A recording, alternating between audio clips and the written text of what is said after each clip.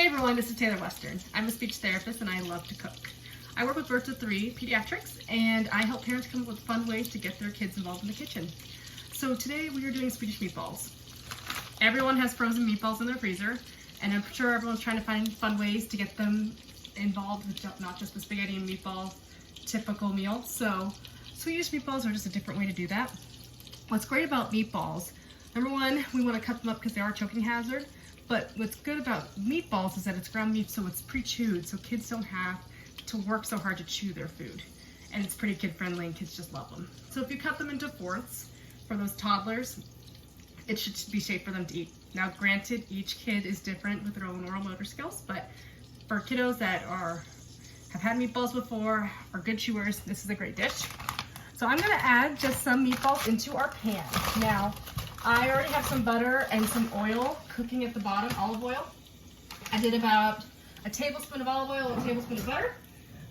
Now I am doing about a pound of meatballs. There's just 2 of us, but I'm gonna have some for lunch tomorrow. So I'm just putting the meatballs in first. I want them to get that crust. Now what I wanted to do about Swedish meatballs is it's a great way because it's got that creamy, delicious texture. It's that beige texture that a lot of kids tend to like the color of crackers, spaghetti. So it's a great way to add vegetables. So I don't want to overload kids that are super picky with vegetables. That being said, if you want to do like a sweet vegetable like a carrot, carrot's kind of the similar, it's orange, so it's a little bit similar to the beige color, so it kind of blends in a little bit better. And it's sweet, and kids like sweet. So I'm letting these meatballs just cook for just a couple of minutes. And as they start to cook, I'm gonna add in some chopped onion and chopped carrots. There is 1 carrot and 1 onion, and I'm adding that right in with our meatballs. I wanted my meatballs to get a little bit of crust first. And then what this is gonna go on top of is some egg noodles. Egg noodles cook quick. I have them in my refrigerator, my cabinet. And I just figured that'd be a super easy dish that I could just throw together.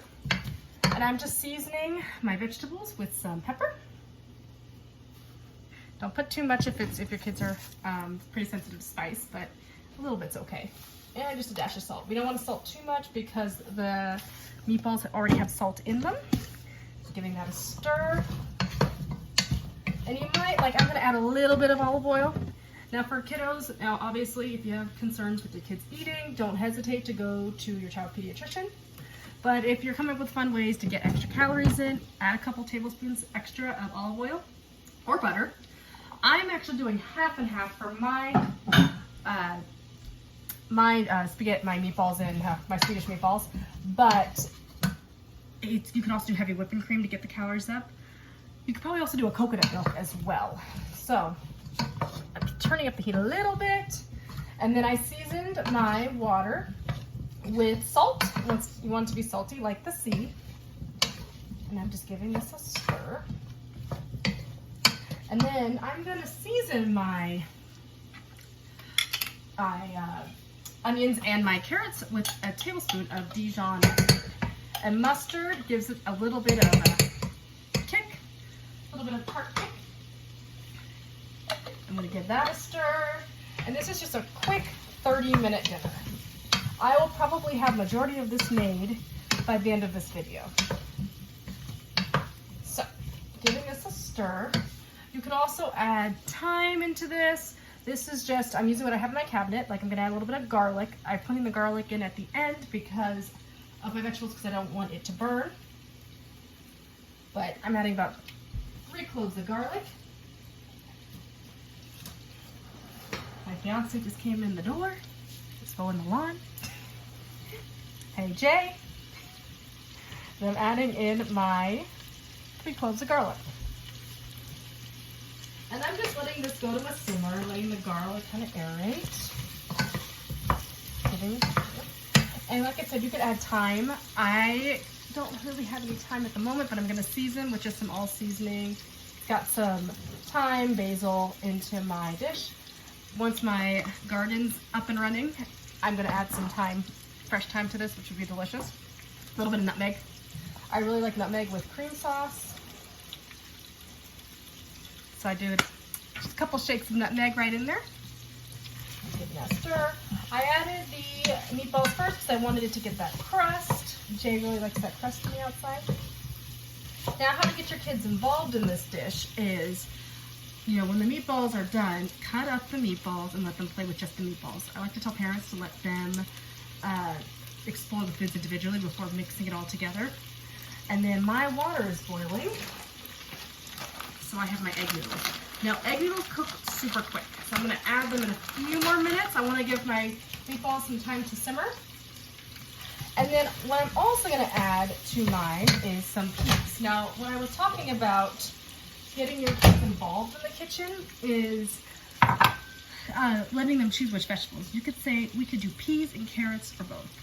From a language perspective, you could say we're going to add the green peas.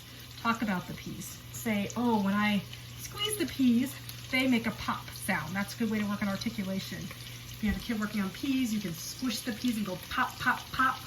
Or you can just do it for exclamatory words like pop if you have kids that you're working on language with. And then from a sensory perspective, and even by motor, you're squishing the peas between their fingers and they're exploring it.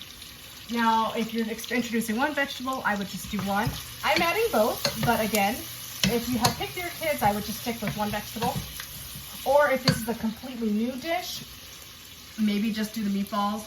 What you could also do is have, so we're cooking with egg noodles, just do the egg noodles, cook them separately because it might be too much with everything. But maybe just put one meatball near the noodles. Kids, you know, can just be exposed to everyone else eating the meal. So that's why I say one of the best things you can do is eating with your kids, eating as a family for one meal, and having your kids help you cook one meal per week. Because they're getting involved in the kitchen. Kids tend to have more of a sense of accomplishment when they help make the meal. And then when they're sitting at the table, they're watching you eat. They tend to really follow what dad eats as well, and even though they spend more time with mom. So having dad really exaggerate, oh, the food is so good. Having them serve themselves is a good way to do this too. They work on portion control, and then they also work on serving themselves, having that own independence of what's going in their mouth. You don't want to force a kid to eat anything. You want it to be their decision. You want it to be fun. I always say make food fun. So I have some not chicken stock, beef broth. I'm gonna add about 3/4 of a cup of beef broth to a cup. Depends on how many meatballs you use. But I like it to have more of a sauce, so adding my meatballs. What you could also do is just when you make your noodles, you could just do the peas into the noodles with some butter and do buttered noodles with peas. And then instead of having so much of so many different tastes and textures, this is a fun weeknight dish for kiddos that have trouble with, you know, casseroles. Start small and just do maybe just the noodles piece and then add the meatballs. Another thing about this is having, you know, the kiddos that like crunch, putting grape nuts on top of the softer textures can give kids more oral awareness, and then it's going to give them that crunch. So kids who like potato chips, crush the potato chips right on top of this dish, so they get that crushed texture on this soft dish. So I added my meatballs, and I'm just letting this simmer. And now I just got some frozen peas, got 1/3 of a cup. I'm adding that in, stirring up. And I'm gonna let this simmer for about 5-10 minutes, and then let for my meatballs to get tender. Our carrots are fork tender. Carrots I diced pretty tight because pretty small because we know they're choking hazards. Even though they are gonna cook, I still wanted to make sure the carrots were nice and cooked in there.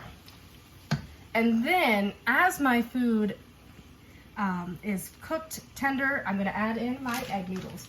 So once I've had my chicken stock, I'm adding my egg noodles in now, so then they'll be ready at the same time. So, as I said, I just put salt in our water. And if you wanted to thin out your pasta or your sauce, you can always use some of that starchy water to thin your sauce out if it comes out to be too thick. So, we are just letting this heat up. Let it simmer. So you could also add some flour when you add the butter to make it a little bit thicker if you want more of a thicker sauce. If you want a thinner sauce, just do the half and half.